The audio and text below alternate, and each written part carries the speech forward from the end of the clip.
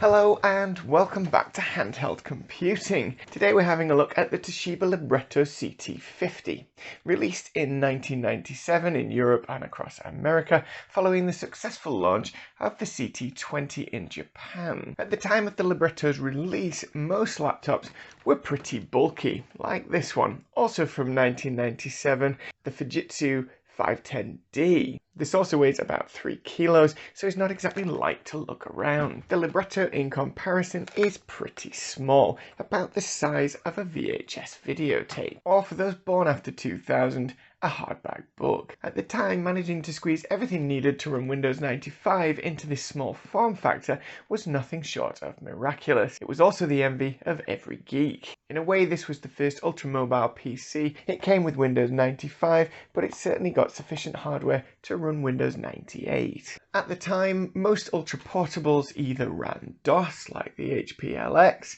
or they ran their own operating system, like the Psion 3. There were a couple of exceptions that ran Windows 3.1, but the public wanted a much easier interface to use. And when Microsoft introduced Windows 95, which has many features we take for granted today, such as plug and play, removing the need to mess about in the system installing drivers, and the built-in web browser, this was nothing short of revolutionary. Then taking all the necessary hardware and packaging it in this was nothing short of genius. So let's take a look. So on the top we've got the left and right mouse buttons. Moving to the back, we've got a headphone jack, infrared port, and a slider to release the PC card. Over on the left side, there's a bit of broken plastic, but there's nothing else. And on the right side, we've got the power jack, a reset button, and the PC card slot. Underneath, we've got some rubber feet, the battery release. The battery takes up the full width of the device itself, and we've got the expansion port slot. The expansion port itself just clicks into place and then screws in using these two screws. As you can see, it adds a parallel port, VGA out, and a serial adapter. So with the addition of the port extender, there's plenty of I/O on this device. You will, however, have noticed that there's a lack of USB, and that's because the original USB standard created in 1996 only allowed 1.5 megabits per second. It was with the introduction of the 1.1 USB standard and that increased to 12 megabits per second that PC manufacturers started to take note. Unfortunately, this was the year after the Libretto was released. So really, at the time, USB just wasn't a thing. The PC card slot could be used to expand the capabilities of the Libretto. It came with a PC card to floppy disk adapter. There's also an optional CD adapter. In addition, you could connect it to Ethernet, to fax modem, or even expand the memory. Opening it up, we get a 6.1-inch TFT with VGA resolution. We've got indicator lights for the power, the drive, the battery, and whether we're plugged in or not. Power button, speaker, and a mouse knob. Below that we have a full QWERTY keyboard including F keys. There's a caps lock, but of note there's no number lock to use these keys as numbers. And the Windows key, instead of being located down here, is hiding up at the top next to the menu key.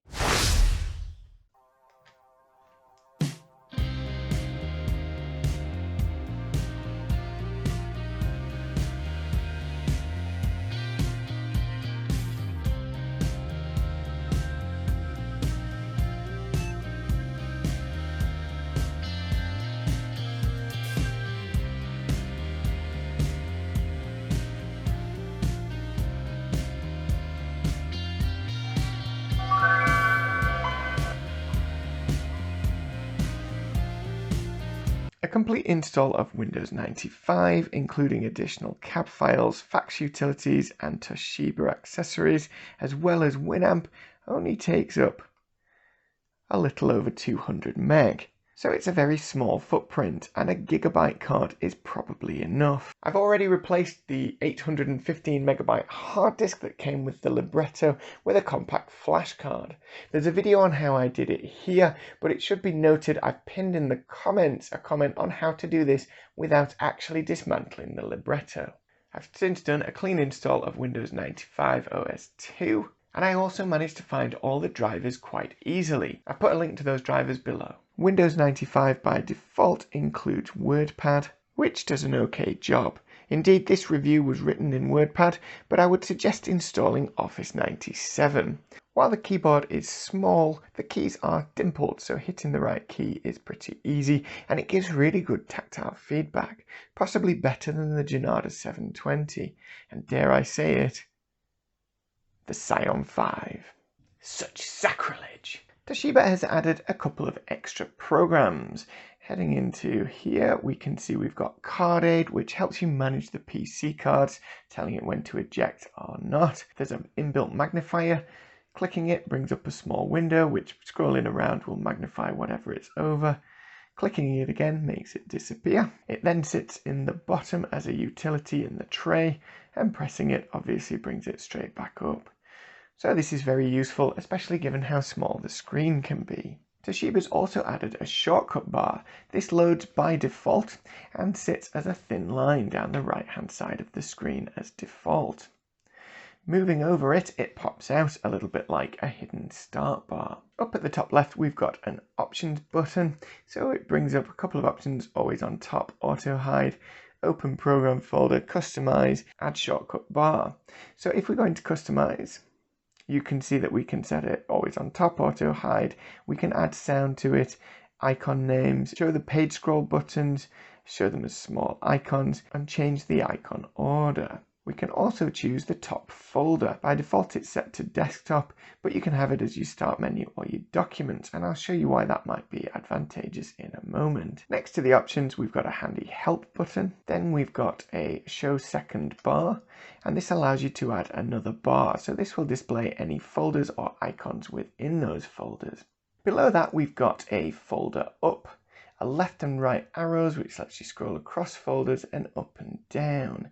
Below this, we've got Card Aid, Magnifier, and Winamp, and that's because we're currently set to Accessories, which is in the shortcut bar folder. So if we go in here and into Accessories, you'll see it brings up this folder.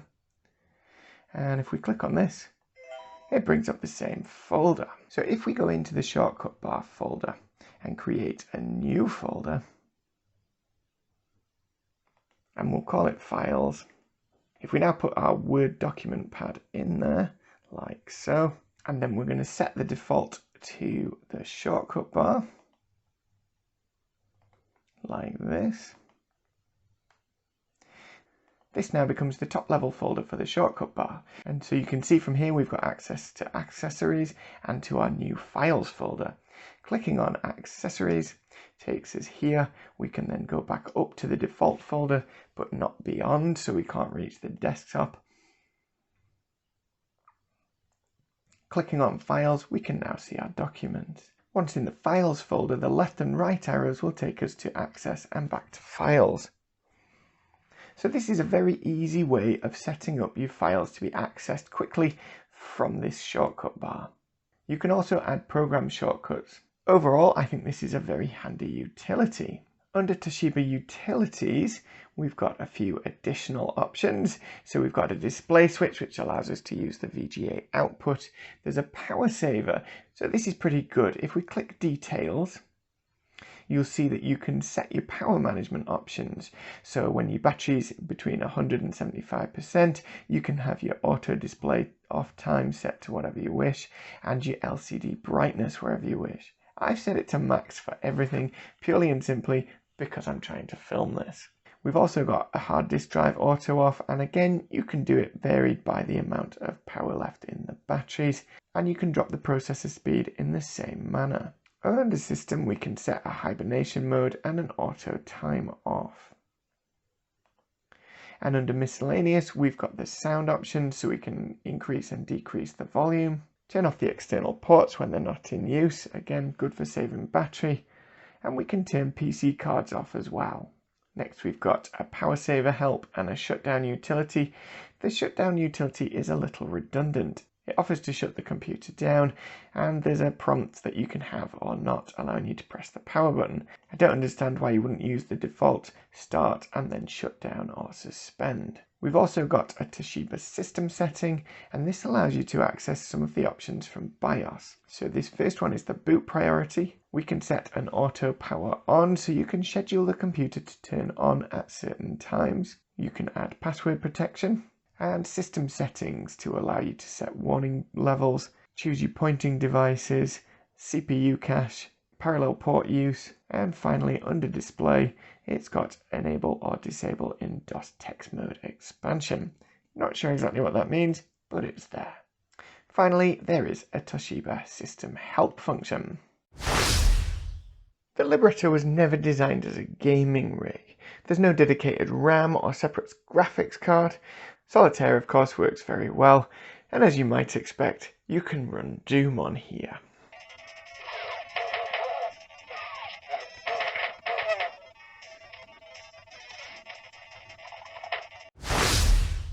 The battery life on the Libretto is rated at about 2 hours with the original 3-cell pack. There was an additional extended pack available, which is 6 cells and is quoted as giving 3.5 hours. To demonstrate the quality of this product, this 26-year-old battery still gives about 45 minutes on a full charge, which I don't think is too shabby. If we swapped these 1200 mAh cells out for some modern equivalents, let's say 2800 mAh, we should be getting somewhere close to 4 hours and 40 minutes. Swapping out the old hard disk, which runs at 0.7 amps, for a compact flash card, which maxes out at 0.1 amps, we should be able to push it past the 5-hour mark, which is pretty impressive, even by modern standards. In terms of overall usability, the position of the mouse keys and the mouse nub works quite well. Obviously, if you're doing any amount of work, an external mouse is going to be beneficial. The screen itself is very good. It is small, and I do have a little bit of light bleed. I believe the polarizer has started to deteriorate, and I suspect that it would have been a lot brighter when new. That said, the screen has very low latency, so it's rare that you lose the mouse, unlike on my Fujitsu laptop from the same era. Overall, it is a very good screen for its time, just don't expect to be able to use it in daylight. In terms of speed, for basic office tasks, it works perfectly well, and it can manage a modest amount of multitasking. However, it seems to struggle quite a lot with MP3s. It might be improved by using a more efficient player, but as you can see, it seems to be buffering constantly, with periodic drops just like that. Any movement of the mouse causes it to lag further, and especially if you then open your document again. Bringing up the system monitor shows that the CPU is running at basically 100% while trying to decode the MP3. Given how poor it is at this, I think any video playback is going to be terrible. This is clearly not going to be your default multimedia device.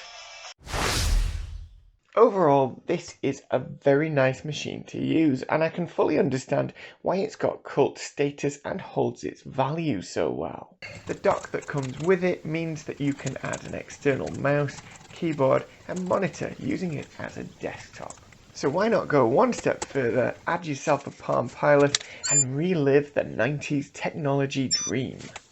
Obviously, it can't be used for zipping around the internet, updating your Facebook status, and watching TikToks. But that doesn't mean it doesn't have a use in the modern world. The portability and good battery life make this a good, distraction-free offline computer. Add Office 97 and you can use Excel, Word, PowerPoint and even Outlook to organize your day. If you've enjoyed this video, a like and a subscribe would be excellent. If you have any comments about it, please feel free to add them below. I do try and respond to all my comments. As always, my name's Hugh. This is Handheld Computing. Thanks for watching.